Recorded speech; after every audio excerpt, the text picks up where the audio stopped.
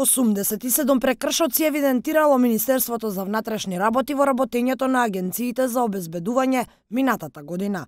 Од вкупно 3787 надзори, кои биле направени во 2813 објекти, откриени биле само 87 прекршоци. Според податоците кои ги добивме од МВР, 162 агенции имаа дозвола за физичко обезбедување, 63 за техничко и 137 за сопствени потреби.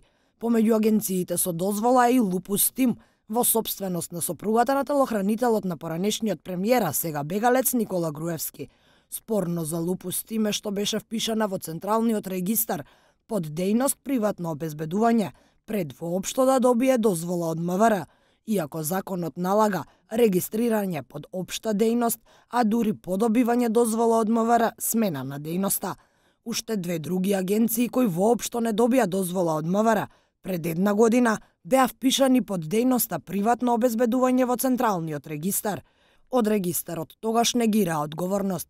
Еден ТВ во континуитет ги бара податоците од МВР за спроведената ревизија на агенциите пред 2018 година, онаа која ја најави министерот за внатрешни работи во првите месеци по преземањето на министерството.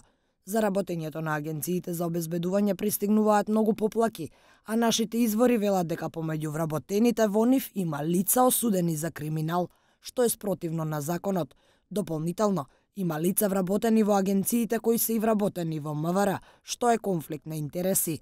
Министерството за внатрешни работи беше адресата на која новинарите ги насочуваа своите прашања, кога агенцијата Омерта се појави во случајот со убиството на Мартин Јанушев. Токму во тоа време, министерот најави чешлање на агенциите, извештај кој до ден денеска не го добивме.